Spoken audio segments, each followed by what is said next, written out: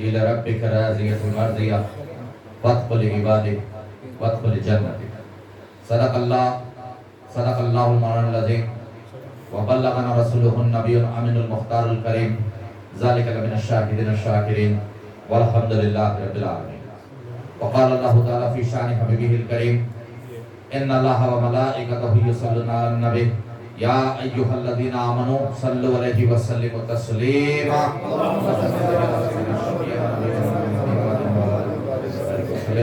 ایک مرتبہ رسول اور آل رسول صلی اللہ تعالی علیہ وسلم کی بارگاہ پہ قسمانہ درود پاک کا نظر پیش کریں. اللہم صلی اللہ علیہ وسلم. ایک مرتبہ آواز بلند رسول اور آل رسول صلی اللہ تعالی علیہ وسلم کی بارگاہ پہ قسمانہ ہدیہ درود پاک پیش کریں. اللہم صلی اللہ علیہ وسلم. جیسے کہ کل میں نے آپ کے سامنے عرض کی تھی، اس بات کو رکھا تھا کہ جو ہے اب جو گفتگو یہاں سے ہوگی وہ کتابی شکل میں گفتگو ہوگی انشاءاللہ. جو چیز تحریر کی گئی اسی چیز کو انشاءاللہ جو ہے آپ حضرات کے سامنے رکھوں گا. کوشش یہ کروں گا کہ جو ہے مکمل واقعات کو جو ہے شہادت تک کے جو واقعات ہیں انشاءاللہ اس کو سمیٹوں، اور اگر وقت ملتا ہے اللہ نے چاہا تو انشاءاللہ جو ہے شہادت کے بعد کے واقعات بھی جو ہے کچھ انشاءاللہ آپ کی گوش گزار کروں انشاءاللہ. عزیزان محترم، کل میں نے آپ کے سامنے جو بات رکھی تھی یہ کہ جو ہے حضرت امیر معاویہ رضی اللہ تعالیٰ عنہ کا وصال ہوا سن 60 ہجری میں. اب وہاں پہ جو ہے یزید تخت شاہی کے اوپر سوار ہو گیا اور یہ مسلسل چاہتا تھا کہ جو ہے وہ اشخاص حضرت عبد الرحمن بن ابو بکر رضی اللہ تعالیٰ عنہ،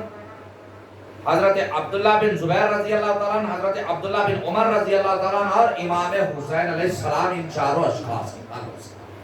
اب یہ چاروں اشخاص کا جو ہے نام لے لیا گیا کہ جو ہے ان چاروں سے بیعت لے لی جائے، ورنہ یزید کو اس بات کا خدشہ تھا کہ کہیں آپ لوگ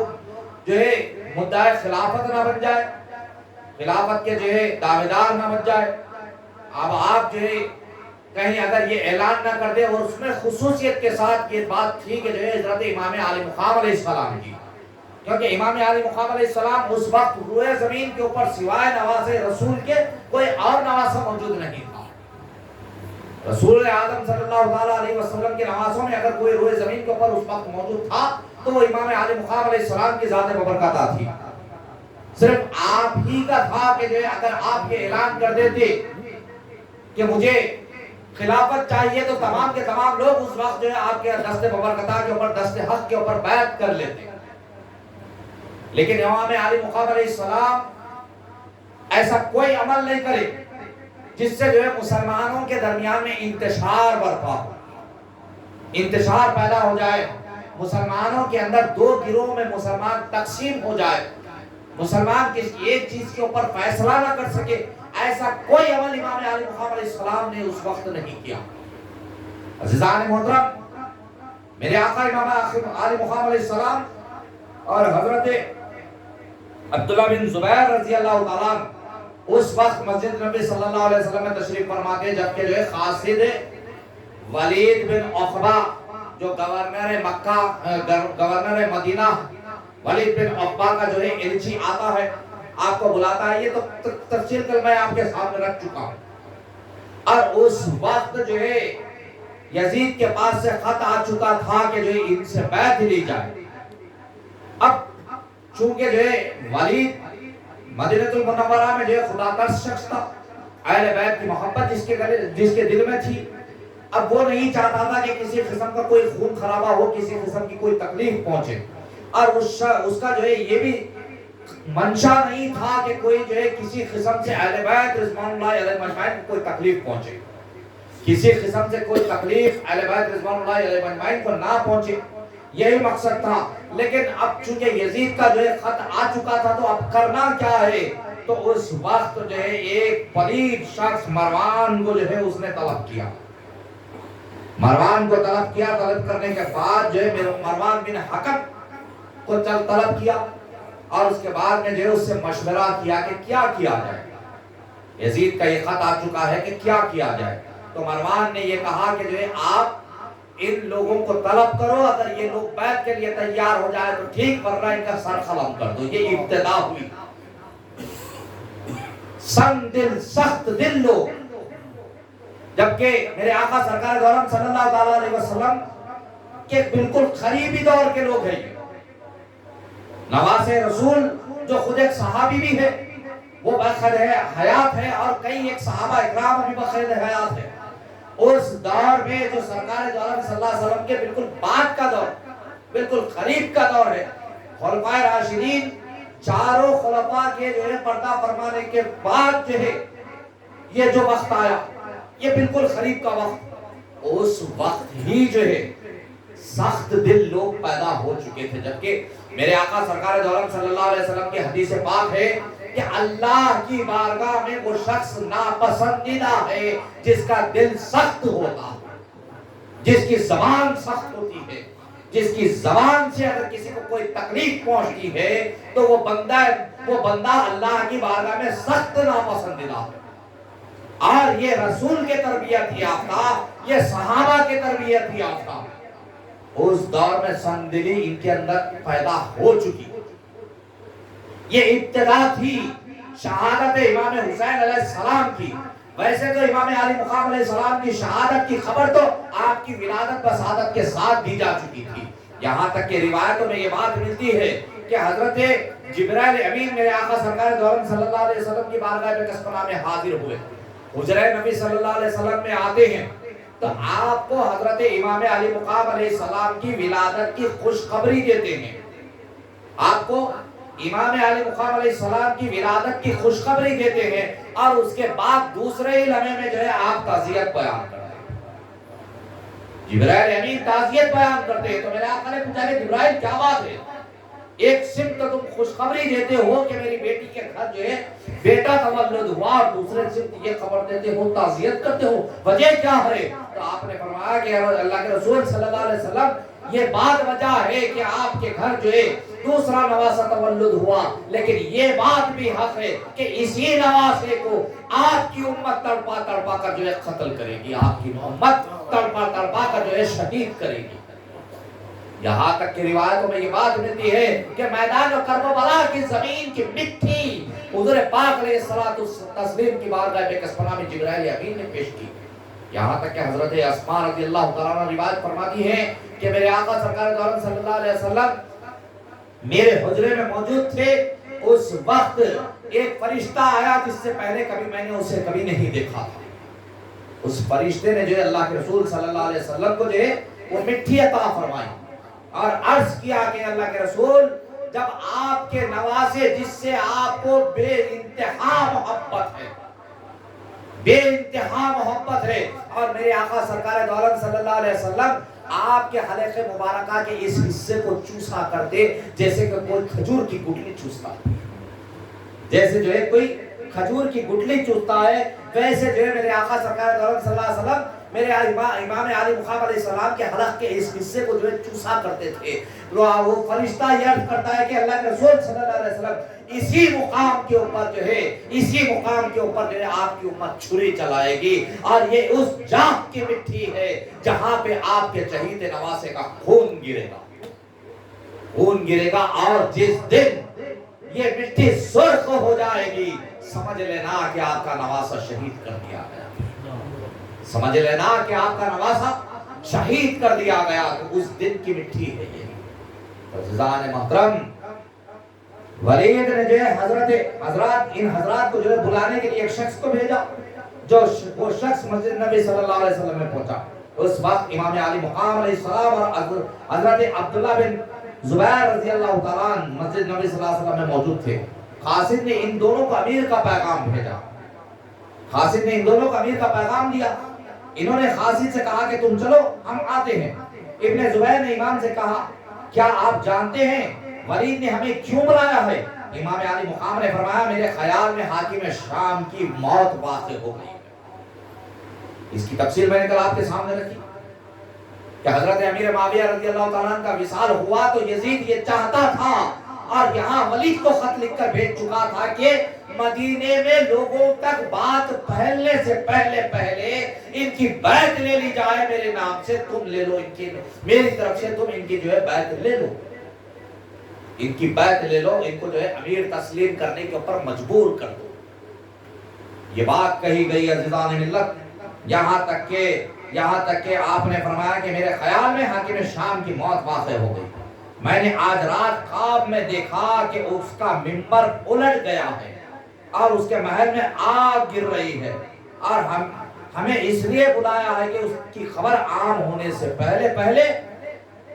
وہ ہم سے یزید کی بیعت لے لے۔ ابن زبیر نے کہا میرا بھی یہی خیال ہے، اب آپ کیا ارادہ ہے، اب آپ کا کیا ارادہ ہے؟ آپ نے فرمایا میں چند آدمیوں کو ساتھ لے کر جاتا ہوں، اس لیے کہ ممکن ہے کہ انکار کی صورت میں معاملہ نازک صورت اختیار کر جائے۔ ابھی آپ گفتگو فرما رہے تھے کہ ولید کے ایلچی نے دوبارہ آ کر کہا ولید آپ کا انتظار کر رہا ہے۔ امام علی مقام نے فرمایا جلدی کس بات کی ہے، جلدی کس بات کی ہے، میں تو خود آ رہا ہوں۔ قاسم نے واپس آ کر بتایا تو مروان نے کہا کہ اے ولید، امام حسین معاذ اللہ بغاوت پر آمدہ۔ یہاں جو ہے پہلی تقریر میں نے آپ کے سامنے بات یہ عرض کی تھی کہ کہیں پہ کچھ بات سمجھ بھی سکتی تھی، کسی مقام پر جو ہے کچھ وقت ایسے بھی آ رہے تھے کہ بات سمجھ سکتی تھی، لیکن یہ سخت دل لوگ، یہ سنگ دل لوگ جن کے دل میں بغض اہل بیت تھا، وہ نہیں چاہتے تھے کہ جو ہے معاملے میں کوئی صلح صفائی ہو، وہ نہیں چاہتے تھے کہ معاملے داری سدھر جائے، سمجھ جائے۔ آج بھی دیکھتے ہیں آپ کہ کوئی خاندانوں میں، کوئی دوستوں میں، کوئی جان پہچان والوں میں اگر آپس میں کسی قسم کا کوئی نزاع ہو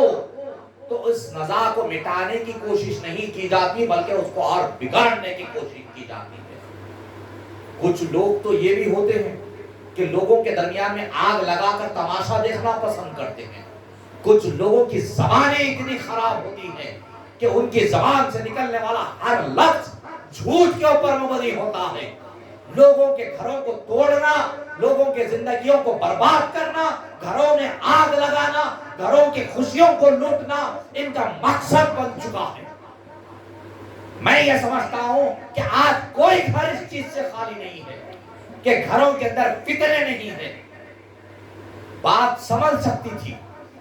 اس کو سنبھالنا مقصد نہیں ہوتا، سدھارنا مقصد نہیں تھا، اس بات کو ختم کرنا، بات کی تکلیف جو ہے، جو تکلیفیں آ سکتی ہے ان تکلیفوں کو سمجھنا۔ اہل بیت کی محبت ان کے دلوں میں راسخ نہیں تھی، ان کے دلوں میں اہل بیت سے محبت نہیں تھی۔ اس کی ایک وجہ یہ بھی تھی میرے بھائی، میں بڑی ذمہ داری کے ساتھ، بہت ہی بڑی ذمہ داری کے ساتھ بات عرض کر رہا ہوں، کیونکہ یہ لوگوں کی اگر آپ، اور میں بڑے ہی احتیاط کے ساتھ الفاظ کا استعمال کر رہا ہوں، اگر آپ غور کریں تو یہ وہ لوگ تھے جنہوں نے اسلام قبول کیا نبی کریم صلی اللہ علیہ وسلم کے دست مبارکہ پہ، جنہوں نے اسلام قبول کیا تھا میرے آقا سرکار دو عالم صلی اللہ علیہ وسلم کے دست مبارکہ پہ، یہ انہی کے خاندان کے لوگ تھے جو بعد میں یہ بغض حسین جن کے دل میں تھا، بغض علی جن کے دل میں تھا، یہ بغض نبی جن کے دل میں تھا، جن کے دلوں میں بغض بھرا ہوا تھا۔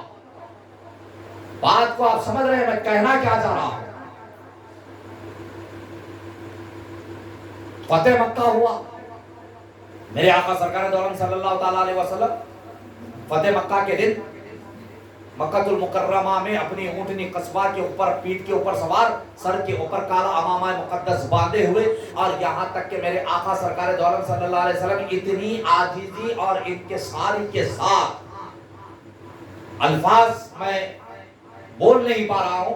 کہ سرکار کی ذات مبارکہ ہے، کیا الفاظ استعمال کروں، سرکار کی عظمت سوائے خدا کے کوئی اور بیان نہیں کر سکتا۔ میرے آقا سرکار دو عالم صلی اللہ علیہ وسلم کی عظمت اتنی ہے کہ وہ کوئی بیان کرنا محال ہے ہر کسی کی زبان کے لیے۔ میرے آقا بڑی ہی احتیاط، یعنی سر جھکائے ہوئے اپنی اونٹنی کے اوپر سوار،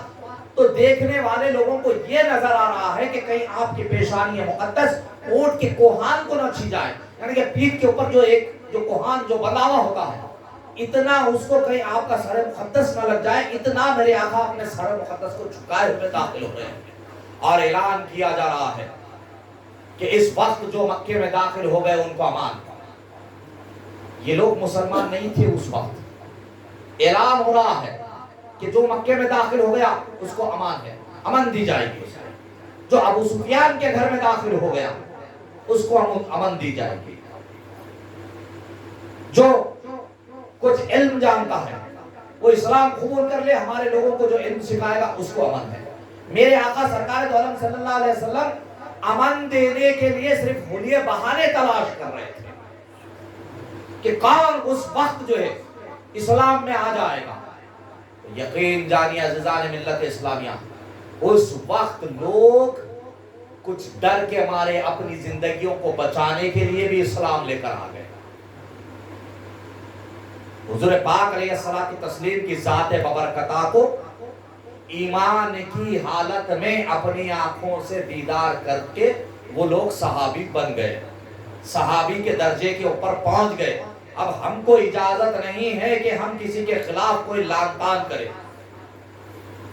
لیکن بتانا یہاں پہ یہ مقصد ہے کہ ان کی جو اولادیں تھی، جیسے کہ میں نے ابھی کہا کہ خاندان ابو سفیان،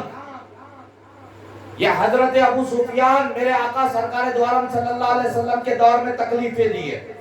انہی کے صاحبزادے حضرت امیر معاویہ جو حضرت علی مرتضی اور امام حسن علیہ السلام کو تکلیفیں دیے، اور انہی کا بیٹا یزید جو امام علی مقام علیہ السلام کی شہادت کا ذمہ دار بنا۔ تو یہ وہ لوگ تھے جنہوں نے اسلام تو قبول کر لیا، لیکن اس کے پیچھے مقصد رہا تھا، مقصد رہا تھا۔ جیسے کہ ہندا بھی آئی، ابو سفیان کی بہن، حضرت ابو سفیان کی بہن ہندا، وہ بھی آ کے کلمہ پڑھتی ہے، لیکن میرے آقا نے کیا فرمایا کہ زندگی میں کبھی اب مجھے چہرہ مت بتانا تمہارا۔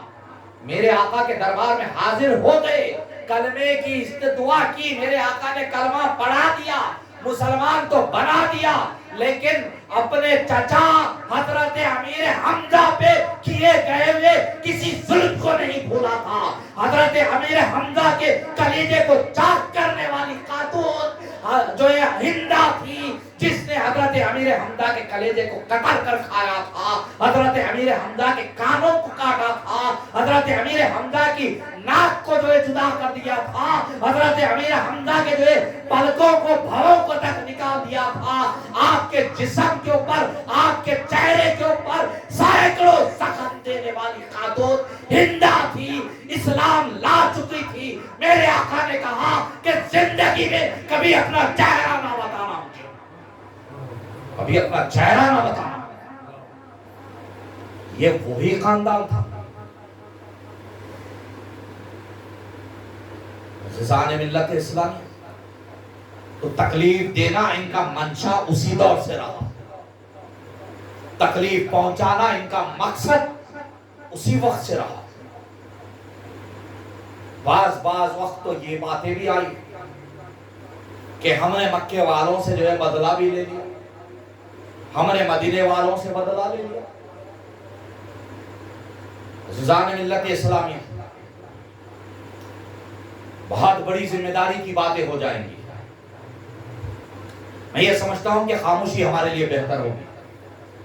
خاموشی ہمارے لیے بہتر ہوگی۔ امام علی مقام علیہ السلام کی ذات ببرکتہ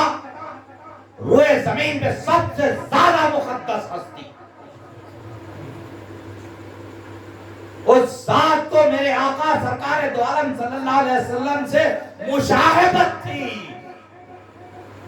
آپ کا جسم مقدس میرے آقا سرکار دو عالم صلی اللہ علیہ وسلم کے جسم مقدس کے جیسا، یہاں تک کہ بعض صحابہ رضوان اللہ علیہم اجمعین جن کو جو ہے جدائی رسول اگر برداشت نہ ہوتی، میرے آقا کے پردہ فرمانے کے بعد ان کا یہ کیفیت ہو جاتی کہ میرے آقا کی یاد میں جو ہے آپ غمگین ہو جاتے، تو آپ مولا مشکل کشا کے گھر پہ آ کے دستک دے کر شہزادہ خان کا کا دیدار کر لیتے، شہزادگان کا دیدار کر لیتے تو ان کی تشنگی مٹ جاتی۔ میرے آقا حسن یا حسین، نعرہ حسین یا حسین، نعرہ حسن یا حسین، نعرہ حسین یا حسین۔ عزیزان ملت اسلامیہ، حسنین کریمین کی ذات ببرکتاں ہم شبیہ رسول تھے، ہم شبیہ رسول تھے۔ میرے آقا سرکار دو عالم صلی اللہ تعالی علیہ وسلم ان دونوں شہزادگان سے بہت زیادہ محبت فرماتے۔ بنو نجار کے محلے میں دونوں شہزادگان جو ہے کھیل رہے ہیں۔ میرے آقا جو ہے پریشان ہو گئے کہ دونوں شہزادے کہاں چلے گئے، دونوں شہزادے کہاں چلے گئے۔ حضرت جبرائیل امین آ کے عرض کرتے ہیں کہ اللہ کے رسول صلی اللہ علیہ وسلم آپ پریشان نہ ہو، اس وقت دونوں شہزادگان بنو نجار کے محلے میں جو ہے اور لڑکوں کے ساتھ کھیل رہے ہیں، اور اللہ تبارک و تعالیٰ ان کی حفاظت کے لیے وہاں پہ فرشتوں کو نازل کر دیا ہے۔ ان کی حفاظت کے لیے اللہ تبارک و تعالیٰ وہاں پہ فرشتوں کو نازل کر دیا ہے۔ صرف اللہ کے رسول صلی اللہ علیہ وسلم کو تکلیف نہیں پہنچی میرے بھائی، اللہ کے رسول صلی اللہ علیہ وسلم کو صرف تکلیف نہیں پہنچی، خود خدا پروردگار کو اس بات کی تکلیف ہوئی کہ ظالم قوم نواز رسول کو شریف۔ خدا کے علم میں ہر چیز ہے، مجھے یہ الفاظ نہیں کہنے چاہیے کیونکہ اللہ ہر چیز سے پاک ہے، لیکن تکلیف حسین تکلیف حسن اللہ کو بھی گوارا نہیں تھا۔ اس کی مثال یوں دی گئی کہ عزیزان ملت اسلامیہ، حسنین کریمین جو ہے ایک وقت خشخط کرتے ہیں، آپ دونوں خطاطی کرتے ہیں، آپ دونوں جو ہے لکھتے ہیں تختیوں کے اوپر۔ لکھنے کے بعد جو ہے آپ دونوں بی بی خاتون جنت رضی اللہ تعالیٰ عنہ اماں جان سلام اللہ علیہ کی بارگاہ میں حاضر ہوئے، عرض گزار ہوئے کہ اماں جان ہم دونوں بھائیوں میں سے خط کس کا اچھا ہے؟ تو اماں جان دیکھتی ہے، کہتی ہے کہ آپ بابا جان کے پاس چلے جائیں، آپ بابا جان کے پاس چلے جائیں، وہ فیصلہ کریں گے۔ بابا جان کی بارگاہ میں حاضر ہوئے مولا مرتضیٰ فرماتے ہیں کہ آپ کے لیے فیصلہ بہتر تو نانا جان کریں گے، آپ کے لیے تو فیصلہ بہتر نانا جان کریں گے، آپ وہاں پہ تشریف لے جائیں۔ اللہ کے رسول صلی اللہ علیہ وسلم کی بارگاہ میں حاضر ہوئے، اللہ کے رسول صلی اللہ علیہ وسلم دونوں کا خط دیکھ کے کہتے ہیں کہ جبرائیل کو آنے دو، وہ فیصلہ کریں گے، جبرائیل کو آنے دو، وہ فیصلہ کریں گے۔ تو اتنے میں جبرائیل آسمان سے ایک سیب لے کر آئے اور عرض کی کہ اللہ کے رسول، اللہ نے اس سیب کو بھیجا ہے اور حکم فرمایا کہ اسے اچھال دیا جائے، جس کی تختی پہ گرے گا اس کا خط اچھا ہوگا۔ دونوں شہزادگان کی تختیاں نیچے رکھ دی گئی اور اس سیب کو ہوا میں اڑا دیا گیا۔ جب سیب نیچے آیا تو دیکھتے کیا ہے کہ دو شاخ تبدیل ہو کے دو بگڑ گئے۔ تو ان کی تکلیف اللہ نے گوارا نہیں کی، ان کی تکلیف کو اللہ نے گوارا نہیں کیا،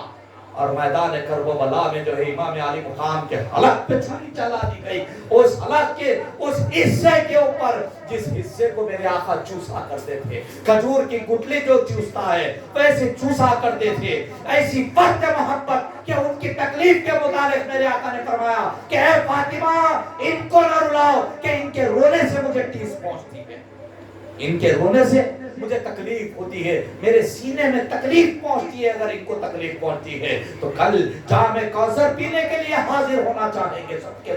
سب کی خواہش یہی ہے کہ کل میدان حشر میں اللہ کے رسول اپنے دستے ببرکتہ سے ہم کو جام کوثر عطا فرمائے۔ سب کی خواہش ہے، سب کی تمنا ہے، لیکن محبت رسول میں، محبت حسین میں سرشار ہو کر کوئی جائیں گے تو کسی کے ہاتھ خون حسین سے رگے ہوئے اللہ کے رسول کی بارگاہ میں حاضر ہوں گے، اور یہی تمنا ہوگی، یہی خواہش ہوگی۔ صرف جنہوں نے قتل کیا ہے وہی لوگ قاتل نہیں ہیں۔ اب آپ اس ملک کا قانون دیکھتے ہیں، اس ملک کے وطن عزیز ہندوستان کے قانون کی بات کر رہا ہے۔ یہاں پہ ایک قتل ہو جاتا ہے تو اس قاتل کو تو پکڑا جاتا ہے،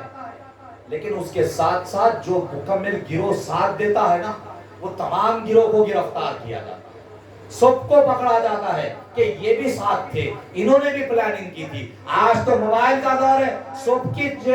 وائس چیٹ نکالی جاتی ہے، سب کا چیٹ نکالا جاتا ہے، کون کون کہاں کہاں کانٹیکٹ میں تھا، ہر ایک کو گرفتار کیا جاتا ہے۔ تو وہ یہ ایک چھوٹا سا ملک کا ایک چھوٹا سا قانون، وہ لامحدود قانون کا مالک، وہ کسے بخشے گا، کسے چھوڑے گا؟ جس کے ہاتھ خون حسین سے رنگے ہیں وہ بھی قاتل ہے، اور جنہوں نے بھی ساتھ دیا، جنہوں نے بھی لب کشائی کی، یہاں تک کہتا ہوں کہ جن کے دل میں خیال گزرا، جن کے دل میں بغض حسین تھا، وہ تمام کے تمام قاتلان حسین میں شمار ہوں گے، وہ تمام کے تمام قاتلان حسین میں شمار ہوں گے۔ صرف آج اس وقت کی بات نہیں کر رہا ہوں میرے بھائی، اس وقت کی بات نہیں کر رہا ہوں، آج کی بھی بات کر رہا ہوں۔ اس وقت جنہوں نے قتل کیا وہ بھی گرفتار ہوں گے، اور رہتی دنیا تک اس شہادت حسین کو، اس قتل حسین کو، اس یزید پلید کو جس نے بھی حق سمجھا، وہ تمام کے تمام حشر کے میدان میں سیاہ روئی کے ساتھ اللہ کے سامنے حاضر ہوں گے، اللہ کے سامنے حاضر ہوں گے سیاہ روئی کے ساتھ۔ ہر کسی کو جواب دینا پڑے گا۔ جتنے مقررین جو منصبوں پہ فائز ہوتے ہیں، جو منبروں پہ فائز ہوتے ہیں، ہر کسی کو جواب دینا پڑے گا۔ حق حسین بول کر انعام یافتہ ہوگا یا حسین کے خلاف بول کر جو ہے گدھے کی شکل بنوائے گا، ہر کسی کو جواب دینا پڑے گا، کوئی نہیں بخشا جائے گا انشاءاللہ۔ عزیزان ملت اسلامیہ، مروان نے کہا کہ ان کا قتل کر دو، اگر یہ گرفتار ہوتے ہیں تو، اگر یہ آ جاتے ہیں تو ٹھیک ہے، ورنہ ان کا قتل کرنے کے لیے تم تیاری اختیار کر لو۔ چنانچہ جو ہے ابن زبیر نے کہا کہ میرا بھی یہی خیال ہے، اب آپ کا کیا ارادہ ہے؟ آپ نے فرمایا میں چند آدمیوں کو ساتھ لے کر جاتا ہوں، اس لیے کہ ممکن ہے کہ انکار کی صورت میں معاملہ نازک صورت اختیار کر جائے۔ ابھی آپ گفتگو فرما رہے تھے کہ ولید کے ایلچی نے دوبارہ آ کر کہا ولید آپ کا انتظار کر رہا ہے۔ امام علی مقام نے فرمایا جلدی کی بات کیا ہے، میں تو خود آ رہا ہوں۔ قاصد نے واپس آ کر بتایا تو مروان نے کہا کہ اے ولید، امام حسین معاذ اللہ بغاوت پر آمدہ ہے، اس لیے وہ اب تجھ سے نہیں ملیں گے۔ ولید نے مروان کو ڈانٹا اور کہا امام علی مقام وعدہ وفا فرمائیں گے، انہوں نے جو وعدہ کیا ہے اسے پورا کریں گے۔ ولید خدا ترس تھا، اہل بیت سے محبت رکھتا تھا، جب اس نے امام علی مقام کی پاکیزگی کا اظہار کیا تو مروان خاموش ہو گیا۔ امام حسین علیہ السلام قاصد ولید کو واپس کرنے کے بعد اپنے گھر تشریف لے گئے، 30 جوانوں کو مسلح کر کے فرمایا میرے ساتھ دارالامارت چلو اور ولید کے دروازے پر بیٹھ جانا، اگر میں تمہیں بلاؤں یا میری آواز بلند ہو تو اندر چلے آنا، اور جب تک باہر نہ آؤں واپس ہرگز نہ جانا۔ آپ ان جوانوں کو لے کر دارالامارت گئے اور خود اندر چلے گئے، اس کے بعد جو ہے گفتگو ہوئی جس کے متعلق مکمل باتیں کر میں نے آپ کے سامنے رکھی ہے، پھر اسی کو دہراؤں تو جو ہے وقت کم ہو جائے گا۔ تو چنانچہ جو ہے گفتگو وہاں پہ کیا ہوئی، آپ نے کہا کہ جو ہے میں باہر جو ہے کل جو ہے ملاقات کرتے ہیں اور تم جو ہے وہاں آ جانا، وہاں پہ جو ہے جو بھی فیصلہ ہوگا اس کے بارے میں سوچا جائے گا۔ یہی بہتر موقع تھا کہ تم ان کو قتل کر دیتے، مروان نے مشورہ دیا۔ چنانچہ جو ہے نواسہ رسول صلی اللہ علیہ وسلم کو قتل کر دیتا تو وہ یزید کی بیعت نہیں کرتے۔ اگر مجھے دنیا بھر کا مال، اب ولید کہتا ہے کہ اگر یزید آپ کو گرفتار نہ کرنے کی صورت پہ، امام علی مقام علیہ السلام کو گرفتار نہ کرنے کی صورت پہ، اگر یزید مجھے جو بھی سزا دے مجھے منظور ہے، اس کے برخلاف کہ آپ کے قتل کے عوض اگر دنیا بھر کی بادشاہی بھی مجھے دی جائے تب بھی مجھے اس بات کا اوپر جو انکار ہے کہ میں آپ کو قتل کروں یا گرفتار کروں، میں قتل کروں یا گرفتار کروں۔ ولید جو ہے تیار کر چکا تھا کہ کوئی صورت نہیں ہوگی۔ اے مروان، کل قیامت کے دن قاتلان حسین کا دامن نیکیوں سے خالی ہوگا اور ایسا شخص عذاب الہی کا مستحق ہوگا۔ یزید شرابی، بدخلق، فاسق، فاجر، بدکار، گستاخ اور بے ادب تھا، اس لیے امام علی مقام نے یزید جیسے بدماش شخص کی بیعت کو ہرگز قبول نہیں کیا۔ ولید نے تمام صورتحال لکھ کر یزید کو بھیج دی، جس کے جواب میں یزید نے لکھا دوبارہ ان لوگوں کو جمع کیا جائے اور امام حسین علیہ السلام کا سر کاٹ کر میرے پاس بھیج دیا جائے۔ آج یہ بھی کہا جاتا ہے کہ یزید نے نہیں کہا تھا قتل کے لیے، یزید کے دیگر ماننے والوں نے کہا تھا، لیکن فارسی کی ایک کتاب ہے روضۃ الشہید، اس کا حوالہ ہے، اس میں لکھا جا چکا ہے کہ یزید نے خط لکھا، خط لکھ کر یہ کہا کہ ان کو گرفتار کرو یا پھر ان کو قتل کر دو۔ تو ولید نے خط پڑھ کر فرمایا لا حول ولا قوت الا باللہ العلی العظیم، اور ساتھ ہی کہا کہ یزید اگر روئے زمین کی بادشاہی بھی دے دے تو نواز رسول صلی اللہ علیہ وسلم کو شہید کرنے کی جرات نہ کروں گا، اور یزید کی حکومت پر جو سزا بھی مجھے ملے گی میں اسے برداشت کروں گا۔ ولید نے کسی رازدار کے ذریعے یزید کا مضمون سیدنا امام حسین علیہ السلام کو لکھ کر بھیج دیا اور پیغام بھیجا کہ اے ابن رسول اللہ، یزید کے متوتر خطوط آ رہے ہیں کہ میں آپ کو قتل کروں، چونکہ میں محب اہل بیت ہوں اور اس سلسلے میں سخت حیران ہوں۔ آپ بوقت شب روزہ انور رسول اکرم صلی اللہ علیہ وسلم پر آئے اور سلام بجا لائے اور خبر مبارک سے لپٹ کر اس قدر روئے کہ در و دیوار بھی رونے لگی۔ امام علی مقام علیہ السلام رات کے اندھیرے میں جو میرے آقا سرکار دو عالم صلی اللہ علیہ وسلم کے روزہ مقدس کے اوپر آتے ہیں، آپ کے جو ہے مزار مقدس سے چمٹ جاتے ہیں، چمٹ کے جو ہے زار و قطار روتے ہیں، اس قدر روئے کہ جو ہے دار و دیوار رونے لگی۔ روتے روتے یہ کہتے تھے کہ کندھوں پر چڑھا کر کھلانے والے نانا جان، سینے سے چمٹا کر پیار کرنے والے نانا جان، میری پشت اقدس پر چڑھ جانے پر سجدہ لمبا کرنے والے نانا جان۔ یہاں تک کہ جو ہے روایتوں میں یہ بات آتی ہے کہ جو ہے میرے آقا سرکار دو عالم صلی اللہ علیہ وسلم مسجد نبی صلی اللہ علیہ وسلم میں امامت فرما رہے ہیں، نماز پڑھا رہے ہیں، اتنے میں ہوتا کیا ہے کہ حضرت امام علی مقام علیہ السلام آ کے آپ کی پشت مبارکہ پہ سوار ہو جاتے ہیں۔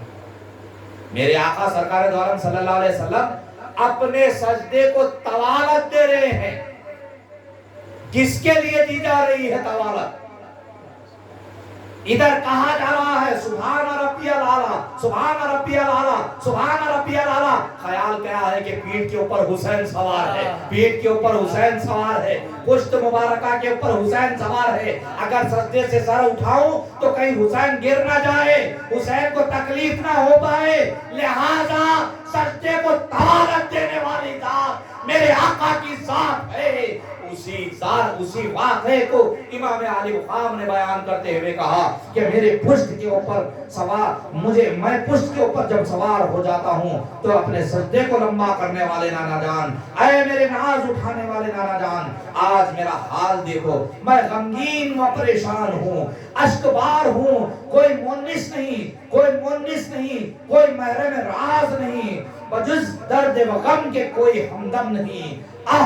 درد دل کس سے کہیں اور زخم جگر کب تک سہے، الفاظ در الفاظ امام علی مقام علیہ السلام نے جو ہے روزہ رسول پہ جب سنایا، جب حضرت امام علی مقام علیہ السلام مدینہ منورہ سے الوداع ہو گئے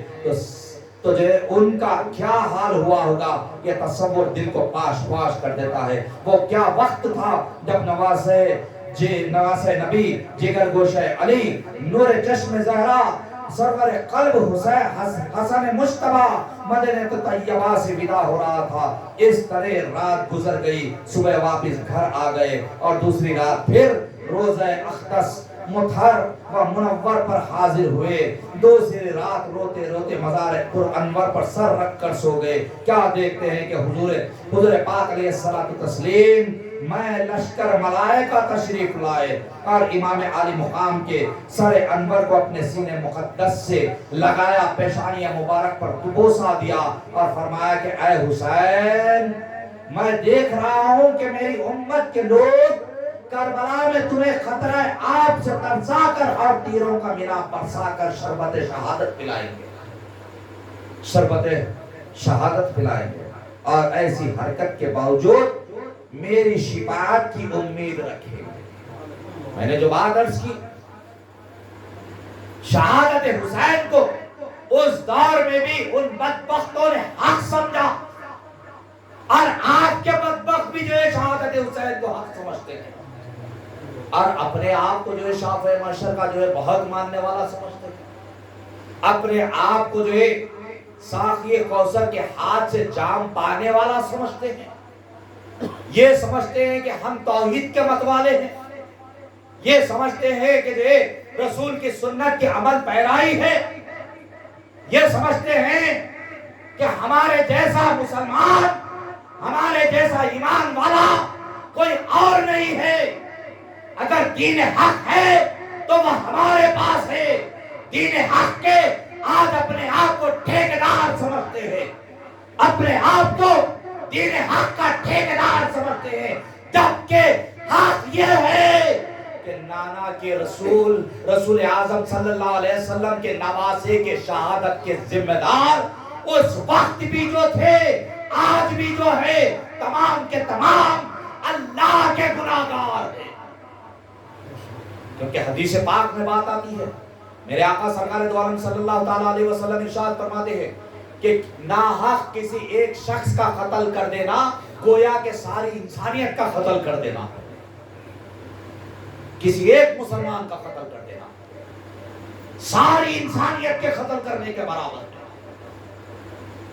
اور اللہ نے تقوی کی بنیاد پہ،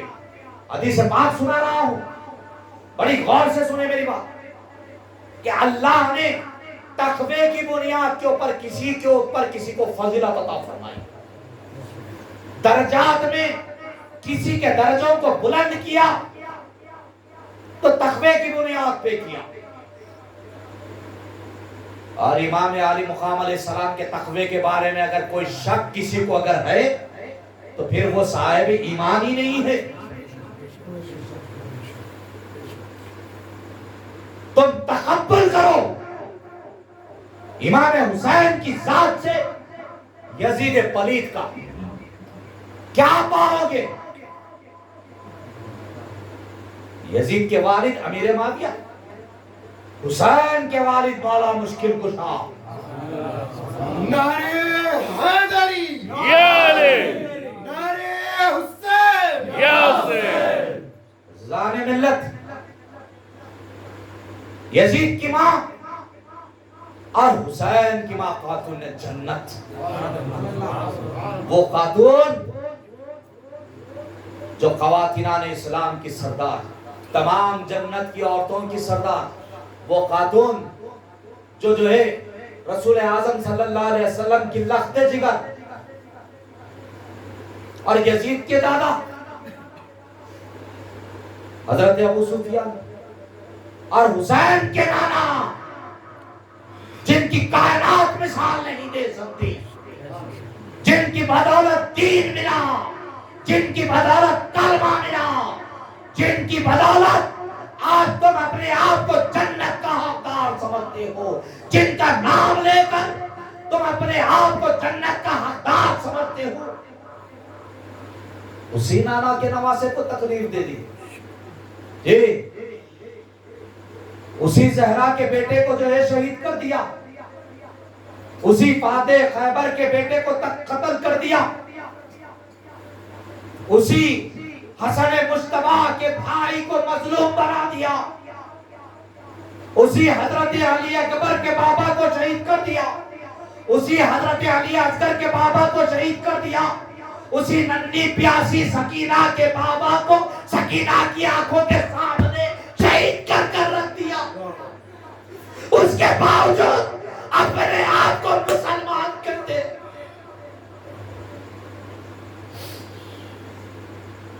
کون سے مسلمان ہو؟ کون سا حق ادا کر رہے ہو؟